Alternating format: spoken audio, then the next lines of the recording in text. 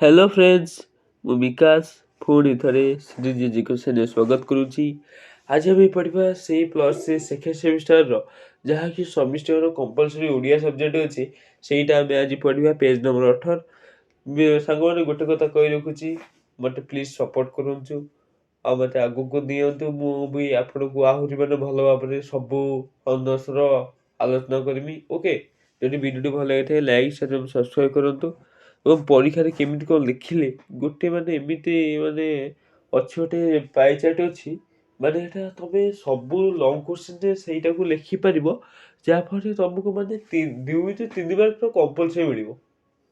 ସେ ଯେଉଁ ଗୋଟେ ୱାର୍ଡ଼କୁ ଖାଲି ଟିକେ ଏପଟ ସେପଟ କରିକି ଲେଖିବ, ସେଇଟା 2 ରୁ 3 ମାର୍କ କମ୍ପଲସରି ମିଳିବ। ସେଇଟା ବି ତମକୁ କହିବି, ବ୍ୟସ୍ତ ହେବାର ନାହିଁ। ଓକେ, ଆଜି ଦେଖିବା ପେଜ୍ ନମ୍ବର 3 ସେଇ ଯୋଗାଯୋଗରେ ୟୁନିଟ୍ 2ର। ଏହି ଯୋଗାଯୋଗ ମାଧ୍ୟମରେ ପ୍ରକାଶ କରାଯାଉଥିବାରୁ ଏହା ଭବିଷ୍ୟତ ପାଇଁ ଦଲିଲ ହୋଇ ରହିଯାଏ।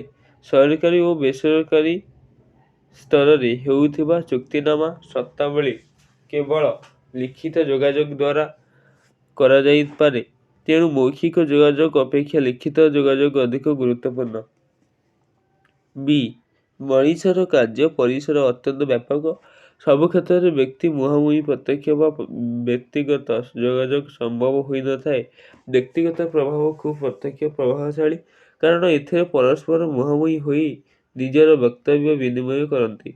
କିନ୍ତୁ ସବୁ କ୍ଷେତ୍ରରେ ବ୍ୟକ୍ତିଗତ ଯୋଗାଯୋଗ ରକ୍ଷା କରିବା ଆଦୌ ସମ୍ଭବପର ନୁହେଁ।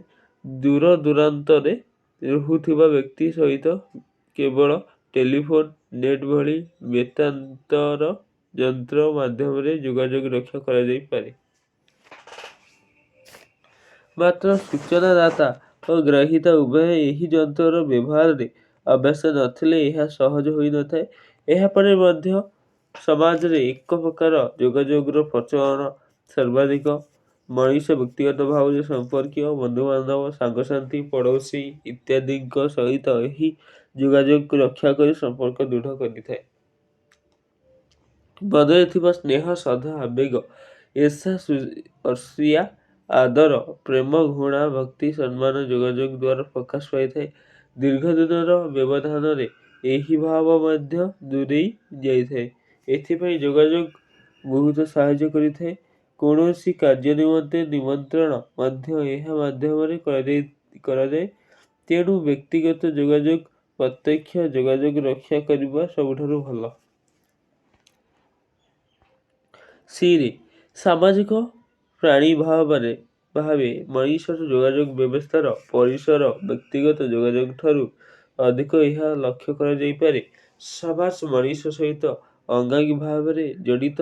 ଦୈନନ୍ଦିନ ଜୀବନରେ କୌଣସି ନା କୌଣସି କ୍ଷେତ୍ରରେ ମଣିଷ ସମାଜ ସହ ସମ୍ପର୍କିତ। ତେଣୁ କୁହାଯାଏ, ବ୍ୟକ୍ତିର ସମାଜ ବିନା ତିଷ୍ଠି ରହିବା ଅସମ୍ଭବ। ଉଭୟର ପରିପୂରକ। ସମାଜର ପ୍ରତି ସ୍ତରରେ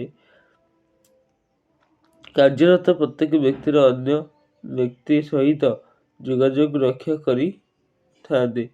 ଯେପରିକି ଶିକ୍ଷା କ୍ଷେତ୍ରରେ ଶିକ୍ଷକ ଛାତ୍ରଛାତ୍ରୀଙ୍କ ସହିତ, ରାଜନୀତି କ୍ଷେତ୍ରରେ ନେତାଙ୍କର ଜନତାଙ୍କ ସହିତ, ସ୍ୱାସ୍ଥ୍ୟ କ୍ଷେତ୍ରରେ ରୋଗୀର ଚିକିତ୍ସକଙ୍କ ସହିତ, ବ୍ୟକ୍ତିର ବ୍ୟବସାୟୀ ସହିତ ଓ ବ୍ୟବସାୟର ଗ୍ରାହକ ସହିତ ଏବଂ ଅନୁଷ୍ଠାନମାନଙ୍କରେ ନିଜ ନିଜ ମଧ୍ୟରେ କର୍ମଚାରୀମାନଙ୍କର ଯୋଗାଯୋଗ ରହିଛି। ଏହି ଯୋଗାଯୋଗ ପ୍ରତ୍ୟକ୍ଷ ହେଉଥିବାରୁ ସୌଜନ୍ୟ, ଶିଷ୍ଟତା ଓ ଶୃଙ୍ଖଳା ରକ୍ଷା କରିବା ଆବଶ୍ୟକ, କାରଣ ଶିଷ୍ଟତା ଓ ଶୃଙ୍ଖଳା ମଣିଷର ଭୂଷଣ। ଶୃଙ୍ଖଳିତ ବ୍ୟବହାର ପରକୁ ଆପଣାର କରିଥାଏ, କାରଣ ଏଥିରେ ଥାଏ ଆନ୍ତରିକତା ଓ ସ୍ନେହ। ଯୋଗାଯୋଗ ପ୍ରକ୍ରିୟା ଏହାଦ୍ୱାରା ସହଜ ହୁଏ। ସାମାଜିକ ସମ୍ପର୍କ ଏହିଭଳି ଗୁଣାବଳୀ ଭିତ୍ତିରେ ସୁଦୃଢ଼ ହୋଇଥାଏ। ଶିଷ୍ଟତା, ଭଦ୍ର, ନମ୍ର, କୃତଜ୍ଞତା ପୂର୍ଣ୍ଣ ଯୋଗାଯୋଗ ମୁନିମଠାରୁ କର୍ମଚାରୀ ଉଚ୍ଚ ପଦସ୍ଥ ସହିତ ଅଧସ୍ତନ କର୍ମଚାରୀ ଏକ ସୁସ୍ଥ ବାତାବରଣ ସୃଷ୍ଟି କରିପାରେ। ସକାରାତ୍ମକ ଭାବ ପୋଷଣ ଦ୍ୱାରା ଯୋଗାଯୋଗ ପ୍ରକ୍ରିୟା ପ୍ରତ୍ୟେକ କାର୍ଯ୍ୟକୁ ତ୍ୱରାନ୍ୱିତ କରିଥାଏ। ତେଣୁ ସାମାଜିକ ଯୋଗାଯୋଗ କେବଳ ଶୃଙ୍ଖଳିତ ବ୍ୟବହାର ଓ କାର୍ଯ୍ୟକଳାପ ଯୋଗକୁ ବିକଶିତ ହୋଇପାରେ। ମଣିଷର ଦେବତା ବା ଆଧ୍ୟ ଭୌତିକ ବସ୍ତୁ ସହିତ ଯୋଗାଯୋଗ, ଆଧ୍ୟାତ୍ମିକ ଯୋଗାଯୋଗ, ବିବିଧ ଧାର୍ମିକ ଅନୁଷ୍ଠାନ, ପୂଜା ଅର୍ଚ୍ଚନା, ଆଶ୍ରମ ଜୀବନ, ମଠ ମନ୍ଦିର, ଗିର୍ଜାରେ ଉପାସନା ଏହି ପର୍ଯ୍ୟାୟ ଅନ୍ତର୍ଭୁକ୍ତ।